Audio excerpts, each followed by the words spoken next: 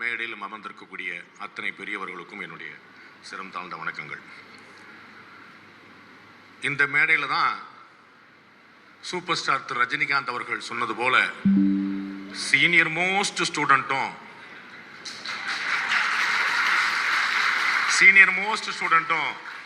அவங்களுக்கு ஒபீடியண்டா இருக்கக்கூடிய junior most ஸ்டூடெண்ட்டும் ஒரே இடத்துல இருக்கக்கூடியதை நம்ம பார்க்கணும்.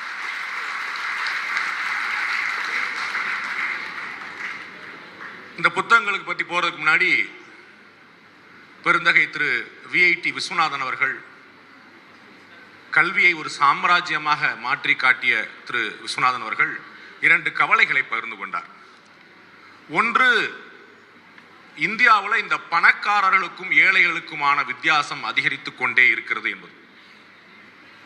அந்த வித்தியாசத்தை குறைப்பதற்காகத்தான் பாரத பிரதமர் நரேந்திர மோடி அவர்கள் 5 ஆண்டுகளுக்கு மேலாக 80 கோடி மக்களுக்கு இந்தியாவில் ஒவ்வொரு மாதந்தோறும் உணவு தானியங்களை வழங்கி கொண்டிருக்கிறார். 80 கோடி மக்களுக்கு.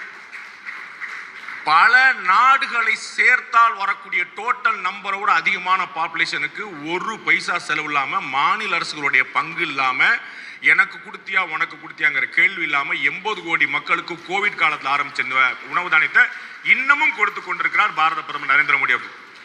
கடந்த 12 ஆண்டுகள்ல 25 கோடி மக்கள் வறுமை கோட்டிலிருந்து வெளியேற்றப்பட்டிருக்கிறார்கள். இது பாஜக சொல்லக்கூடிய தரவல்ல, பாஜகவுடைய மாநில தலைவர் திரு அண்ணாமலை சொல்லக்கூடிய தரவல்ல, IMF-ம் வேர்ல்டு பேங்கும் சொல்லக்கூடிய தரவு. 25 கோடி பேர் இந்தியாவில் வறுமை கோட்டிலிருந்து கடந்த 12 ஆண்டுகளில் வெளியேற்றப்பட்டிருக்கிறார்கள். எந்த கவலை திரு VIT விஸ்வநாதன் அவர்களுக்கு இருக்கிறதோ அந்த கவலையை ஏற்கனவே கொண்டவராக பாரத பிரதமர் நரேந்திர மோடி அவர்கள் இருக்கிறார். அவர் இந்த களத்தில் தான் இருக்கிறார். அவரால் மட்டும்தான் சந்திரயான்ல தென் துருவத்துல நம்முடைய இஸ்ரோ ராக்கெட்டை ஏவ முடியும். அவரால் மட்டும்தான் 80 கோடி மக்களை பற்றியும் சிந்திக்க முடியும். இந்த 2க்குமான பேலன்சிங் ஆக்ட் அங்க இருக்குங்கிற நம்ம பார்க்கிறோம்.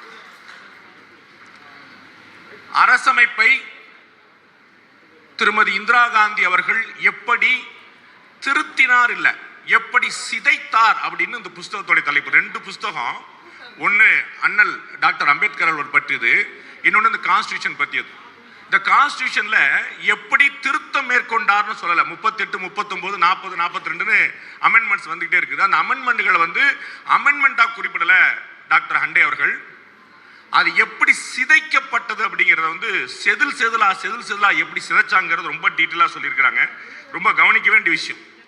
இந்த கான்ஸ்டிடியூஷன் அசம்பிளி பத்தி பின்னாடி கல்லூரி மாணவர்கள் கூட சில பேர் இருக்கிறீங்க, நீங்க கவனிக்க வேண்டிய விஷயம்.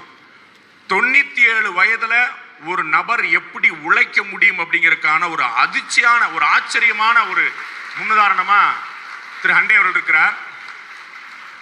இந்த கான்ஸ்டிடியூஷன் அசம்பிளி பற்றியும் அண்ணல் அம்பேத்கர் பற்றியும் அவர் எழுதுவதற்காக அவர் படித்த ஒரே ஒரு ஏரியா என்னன்னா 10,000 பக்கங்கள் கொண்ட 12 வால்யூம் கொண்ட கான்ஸ்டிடியூஷன் அசம்பிளி டிபேட். 10,000 பக்கம். எத்தனை சைவர் நமக்கு தெரியுமா? 10,000 பக்கம். அத வரைக்கும் படிச்சிருக்கிறார். அப்ப எவ்வளவு மெனக்கெடுறாருன்னு பார்க்கணும். புத்தகத்துல ஒன்னொன்னும் அவர் ஜஸ்டிஸ் PN பிரகாஷ் அவர்கள் ரொம்ப அழகா சொன்னாங்க. ஒரு வழக்கறிஞர், ஒரு சீனியர் அட்வொகேட், ஒரு ஜட்ஜ் செய்ய முடியாத விஷயத்தை சைட்டேஷன் சொல்லுவாங்க. லீகல் புக்ல ரெஃபரன்ஸ் கொடுத்துட்டே இருக்கணும். எங்க இருந்து எடுத்தாங்க ஒரு சைட்டேஷன் கொடுக்கணும். புத்தகத்துல பக்கம் பக்கமா எங்க இது மேற்கோள் காட்டப்பட்டிருக்கு அப்படின்னு எவ்வளவு பெரிய வேலை, ரிசர்ச் மெட்டீரியல். இது இந்த 2 புத்தகங்கள் மட்டுமே அவருக்கு தனியாக PhD டாக்டர் பக்கம் கொடுக்கக்கூடிய அளவுக்கான புத்தகங்கள். அவர் ஏற்கனவே MBBS டாக்டர் இருக்கிறாரு. PhD டாக்டர் பட்டம் கொடுக்கணும். அந்த அளவுக்கான ரிசர்ச் மெட்டீரியல். ஒன்னொன்னையும் யாராலையும் மறுக்க முடியாத ஆதாரங்கள். ஒரு பேரை வச்சுக்கு நம்ம இருக்கிற இடத்துக்கு விசுவாசமா இருக்கணும், நம்ம ஒன்று செஞ்சுட்டு போவோம் அப்படிங்கிற முயற்சி இல்லை. இது பெரிய ஒரு ஆராய்ச்சியுடைய விளைவு நம்ம பார்க்கிறோம். எனக்கும் இந்த எமர்ஜென்சிக்கும் ஒரே ஒரு சம்பந்தம் இருக்கு. அந்த எமர்ஜென்சியில் தான் நான் பிறந்தேன். எங்க ஊர்ல திட்டம்போது சொல்லுவாங்க, அவசரத்துக்கு பிறந்தவனே அப்படிம்பாங்க. அப்படி அவசர நிலையில பிறந்தவன் நான். இந்த திட்டம்போது சொன்னேன் பாத்தீங்களா, திரு ஹண்டே அவர்கள் புத்தகத்துல எங்கெங்கெல்லாம் இந்திரா காந்தி அவர்களுடைய பெயரை குறிப்பிடுகிறார்களோ அங்கங்க எல்லாம் ஸ்ரீமதி இந்திரா காந்தின்னு சேர்த்தே தான் குறிப்பிடுகிறார். அவ்வளவு பெரிய மரியாதையும் சேர்த்தே வைக்கிறார்.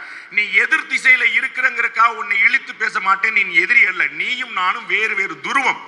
ஆனால் உனக்கான மரியாதை தலைப்புல இருந்து புத்தகத்தோட டைட்டில் இருந்து உள்ள வரைக்கும் ஸ்ரீமதி இந்திரா காந்தி அப்படிங்கிற வார்த்தையை விடவே இல்லை.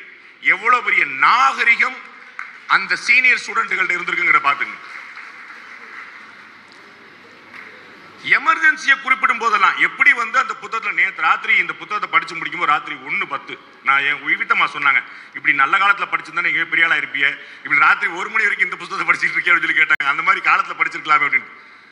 புத்தகத்துல எங்கெங்கெல்லாம் எமர்ஜென்சி குறிப்பிடப்படுகிறதோ, ஏன்னா எமர்ஜென்சி வந்து இந்திரா காந்தி கொண்டு வந்த விஷயம் அல்ல, இந்திரா காந்தி அமல்படுத்திய விஷயம்.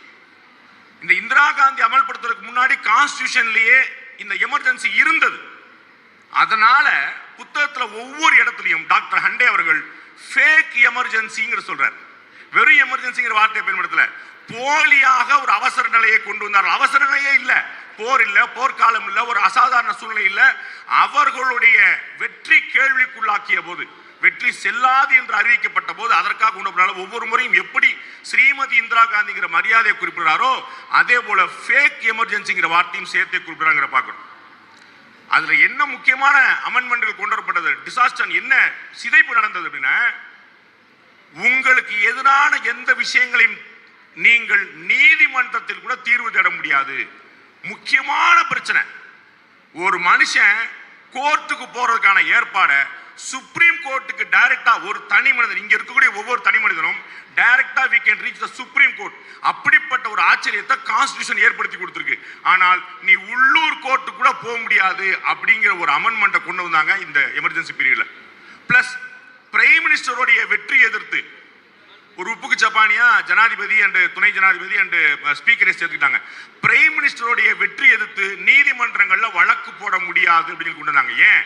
அவர்கள் எமர்ஜென்சி கொண்டு வர வேண்டிய தேவையே அந்த நீதிமன்றம் அவங்களை கேள்விக்குள்ளாக்குனால. அப்ப அதனால என்ன செய்யறாரு இந்திரா காந்தி, என்ன செய்யறாங்க, இந்த பிரைம் மினிஸ்டரை அவருடைய வெற்றியை கேள்விக்குள்ளாக்க முடியாதுங்கிறத ரெட்ராஸ்பெக்டிவா கொண்டு வர்றாங்க, முன் தேதியிட்டு கொண்டு வர்றாங்க. அதாவது என்னுடைய வெற்றி செல்லாதுன்னு உச்ச நீதிமன்றம், அலகாபாத் நீதிமன்றம் சொல்லி உச்ச நீதிமன்றம் ஏற்றுக்கொண்டது இல்லையா, அதை வந்து செல்லாதுன்னு ஆக்கிறதுக்காக ரெட்ராஸ்பெக்டிவா கொண்டு வராங்க. அதுவும் இந்த புத்தகத்தில் சொல்லப்பட்டிருக்கு. 38வது அமெண்ட்மென்ட் ரொம்ப ஆச்சரியமான விஷயத்தை சொல்லுது. The satisfaction of the president shall be final and conclusive and shall not be questioned in any court on any ground. ஜனாதிபதி ஒரு விஷயத்தை சொல்லிட்டா செஞ்சிட்டா அது இந்தியாவில் எந்த நீதிமன்றத்திலும் எந்த அடிப்படையில் வழக்கு தொடுக்க முடியாது. இன்னைக்கு பாரத பிரதமர் நரேந்திர மோடி இப்படி ஒரு அமெண்ட்மெண்ட் கொண்டு வந்தா என்ன சொல்லியிருப்பாங்க? இந்த சின்ன புத்தகத்தை கையில் ஒருத்தர் தூக்கிட்டே இருக்கிறாரு, அவர் என்னெல்லாம் சொல்லியிருப்பார். இப்படி ஒரு முயற்சி, கோர்ட்டுக்கே போக முடியாது அப்படிங்கிற ஒரு சீர்திருத்தத்தை கொண்டு வந்திருக்காங்க. பாத்துங்க எப்படிப்பட்ட விஷயம் பாருங்க. அப்புறம் 39 பிஎம் ஸ்பீக்கர் வெற்றி யாரும் கேள்வி கேட்க முடியாது. 40 இன்னைக்கு ஊடக சுதந்திரங்கள் பற்றி அவ்வளவு பேச்சு வருது, கருத்து சுதந்திரம் பத்தி பேச்சு வருது.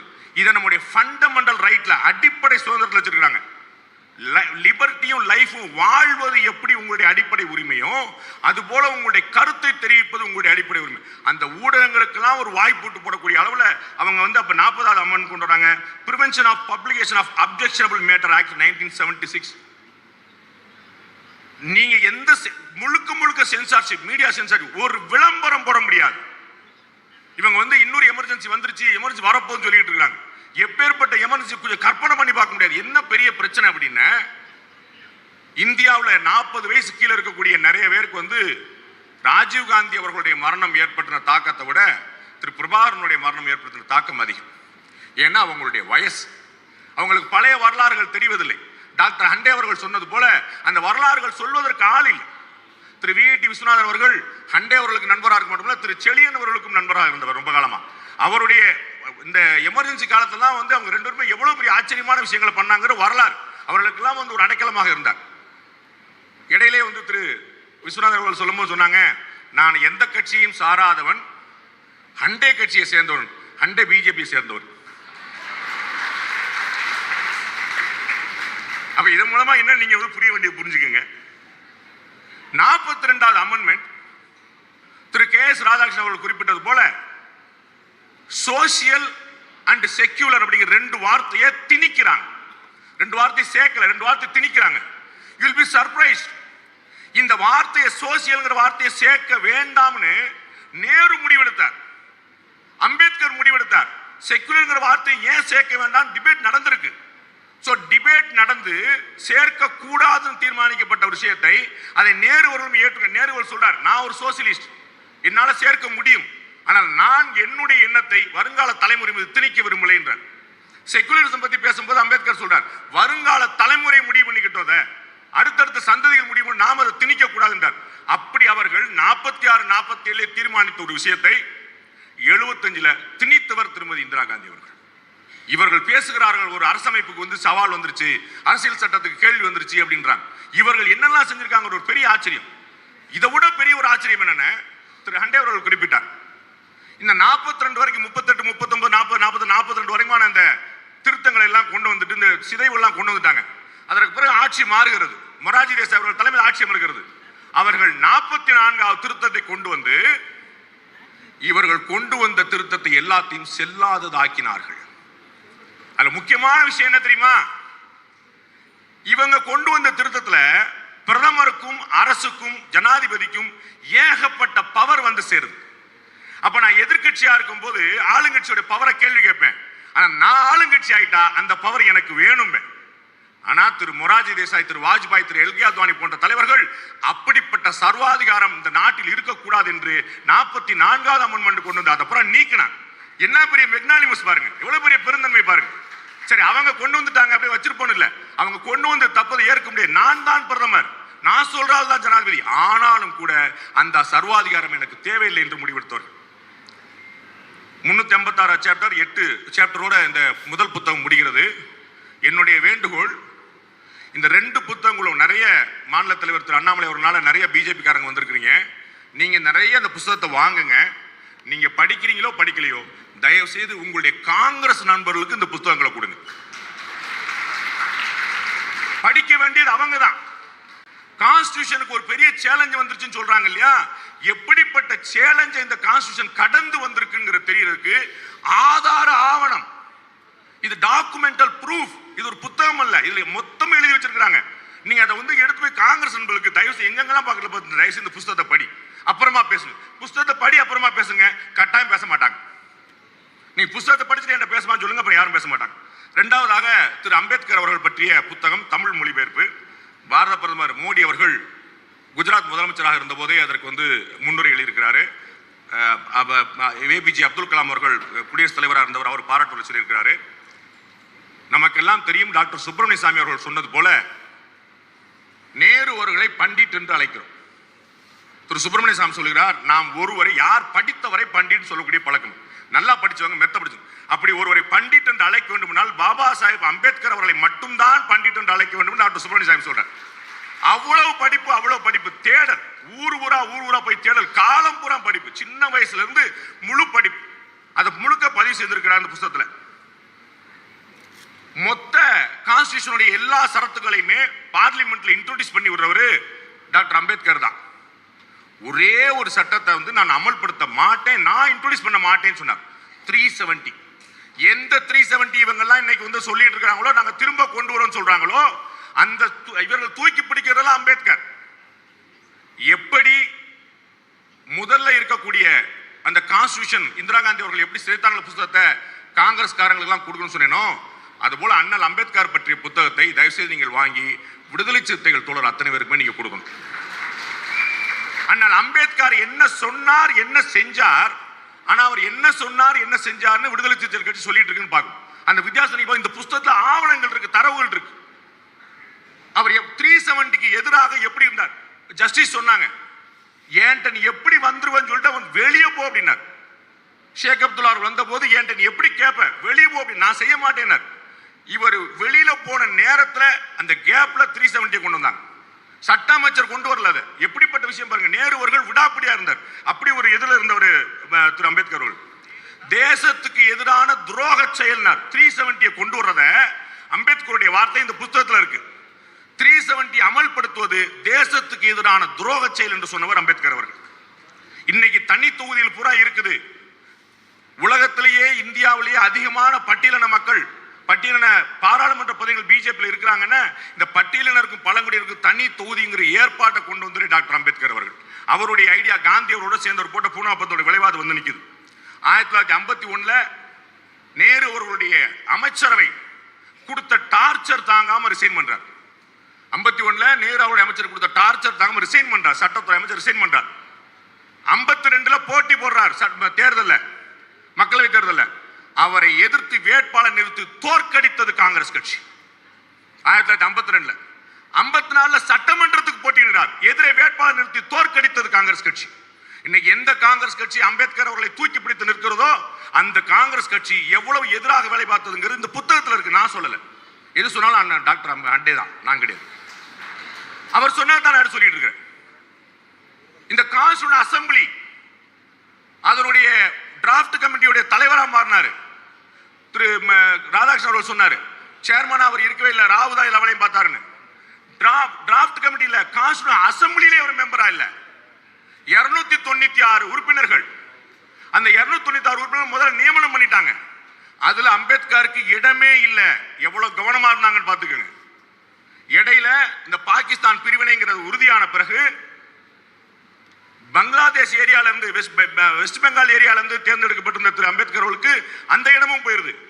அங்க இருந்த ஒரு பட்டியலின தலைவர் அவர் அம்பேத்கருடைய வீரியத்தை தெரிந்து தான் ராஜினாமா பண்ணி தன்னுடைய இடத்தை அம்பேத்கர் கொடுத்தார். காங்கிரஸ் கட்சி செய்த வேலை அல்ல, ஒரு தனி பட்டியலினத்தை சேர்ந்த கட்சி.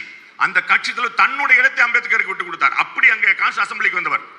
கான்ஸ்டிடியூஷன் அசெம்பிளி தொடர்பாக என்னென்ன குழுக்கள் இருந்ததோ அத்தனை குழுக்களும் அம்பேத்கர் மெம்பர்.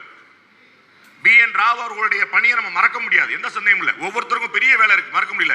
ஆனால் அம்பேத்கர் அவருடைய செயல் அசாத்தியமானது, சாதாரணமானது இல்லை, அசாத்தியமானது. எல்லா குழுலையும் இருந்திருக்கிறார். மறுநாள் பேச வேண்டியவர் தன்னுடைய கன்னி பேச்ச முதல் நாளே பேச சொல்லிட்டாங்க. அம்பேத்கர் குறிப்பிட, நான் நாளைக்கு தான் பேசுறதுக்காக ப்ரிப்பேர் பண்ணியிருந்தேன், நான் இன்னும் ப்ரிப்பேரே பண்ணல, இருந்தாலும் நீங்க வாய்ப்பு கொடுத்துட்டீங்க பேசணும். ஒரு 10 நிமிஷம் பேசுறார். ஒட்டுமொத்த சபையும் ஆடிருது. 10 நிமிஷம். அந்த அவருடைய தெளிவு, அவருடைய பார்வை எல்லாருக்கும் கிடைக்குது, அவருடைய தீர்க்கம் எல்லாருக்கும் கிடைக்குது. அடுத்தடுத்து எலிவேஷன் தான். ஒரு மெம்பரா கூட ஆக்க முடியாத அளவுக்கு வச்சிருந்த இடத்துல அவர் அந்த கான்ஸ்டிடியூஷன் அசெம்பிளியுடைய வரைவு கமிட்டியுடைய தலைவராக மாறி நிற்காங்க பார்த்தோம். 1952, 54 2 தேர்தலில் தோல்வி. 1956ல இறந்து விடுகிறார். யோசிச்சு பாருங்க, 1956ல பாபா சாஹேப் அம்பேத்கர் இறந்து விடுகிறார். முதல்ல பாரத் ரத்னாங்கிற அவார்டு அந்த விருது அறிவிக்கிறாங்க. அந்த விருது அறிவிக்கும் போதே அந்த பட்டியலில் திரு நேரு அவர்களுடைய பேர். கொடுக்கிறது யாரு? நேரு. வாங்கிறது யாரு? நேரு. பாரத ரத்னா. அதே மாதிரி இந்திரா காந்தி அவர்கள் யாருக்கும் பாபா சாஹேப் அம்பேத்கருக்கு பாரத ரத்னா விருது கொடுக்க வேண்டும் என்று தோன்றவே இல்லை. 1990ல பிஜேபி உடைய சப்போர்ட்ல இருந்த விபி சிங் கவர்மெண்ட்ல தான் பாபா சாஹேப் அம்பேத்கருக்கே பாரத ரத்னா விருது கொடுக்கப்படுது. அத்தனையுமே பதிவு செய்யப்பட்டிருக்கு. அப்ப யார் அம்பேத்கரை தூக்கி பிடிக்கிறா, யார் அம்பேத்கருடைய பேரை வாங்கிட்டு இருக்கிறா, யார் அம்பேத்கருடைய கொள்கையை வாங்கிட்டு இருக்கிறாங்கிற பார்க்கணும். பேரை பயன்படுத்தக்கூடிய 100 பேரா இருப்பாங்க, கொள்கையை பயன்படுத்தக்கூடிய யாருங்கிற பார்க்கணும். நேரு அவர்கள் இந்த கான்ஸ்டிடியூஷன் அசெம்பிளிக்கு நம்ம வேற ஒரு வெள்ளக்காரனை கூட்டு வந்துருவோம்னு சொல்றாரு. ஒருத்தர் 4 நாட்டுக்கு கான்ஸ்டிடியூஷன் எழுதியிருக்கிறாரு, அவரே நம்ம கான்ஸ்டிடியூஷன் எழுத சொல்லி புத்தகத்தை எழுதுற மாதிரி. ஏன் மற்ற நிதியமைச்சர்களுக்கும் நம்முடைய நிதியமைச்சர்களுக்கும் அடிப்படையான வித்தியாசம் இருக்குன்னு பார்க்கணும். இந்த அம்மா இந்தியாவிலே படிச்சவங்க, அதான் முக்கியமான விஷயம். அப்ப யார் ஒருத்தர் இந்தியாவிலே படிச்சு வளர்றாங்களோ அவங்களுக்கு வேற ஒரு பார்வை இருக்கு, யார் வெளிநாட்டில் படிச்சு வர்றாங்க அவங்களுக்கு வேற ஒரு பார்வை இருக்கு. கான்ஸ்டிடியூஷன் அசெம்பிளிக்கு தலைவராக கொண்டு வர்றதுக்கு, அதை ரைட் பண்றதுக்கு, எழுதுறதுக்கு நம்ம ஒரு வெள்ளக்காரரை கொண்டு வரணும் நேரு முடிவு பண்றாரு. மகாத்மா காந்தி அவர்கள் நம்மிடம் ஒரு அம்பேத்கர் இருக்கும் போது இன்னொருவர் தேவையில்லை என்று நிறுத்துகிறார். அப்ப நேரு அவர்களுக்கு வழிகாட்டியா காந்தி அவர்கள். இத்தனைக்கும் காந்திக்கும் அம்பேத்கருக்கும் நிறைய கருத்து மோதல்கள் உண்டு. ஆனாலும் மேன்மக்களை என்பதை காந்தி இன்னொரு முறை காட்டினாங்க பார்க்கணும். இன்னைக்கு அதிகமாக சென்ட்ரல் கவர்மெண்ட் மோஸ்ட் பவர்ஃபுல் கவர்மெண்டா மாறிக்கிட்டு இருக்கு. அதிகார குவியல் நடக்கிறது. எல்லா அதிகாரமும் சென்ட்ரல் கவர்மெண்ட், மாநில சுயாட்சி பறிக்கப்படுகிற எல்லாருமே கோஷம் போடுறாங்க. இந்த கான்ஸ்டிடியூஷனை சப்மிட் பண்ணிட்டு அதை ஏற்பதற்கு முதல் நாள் நவம்பர் 25 நினைக்கிறேன், if I am not wrong, Ambedkar அவர்கள் பேசுகிறார். மத்திய அரசில் சக்தி வழங்காவிட்டாலும், மத்திய அரசுக்கு சக்தி வழங்காவிட்டாலும் அதை சக்தி வாய்ந்ததாக மாற்றுவதில் இருந்து தடுக்க முடியாது. we cannot prevent என்றார். மத்திய அரசு சக்தி வாய்ந்ததாக மாறுவதை தடுக்க முடியாது.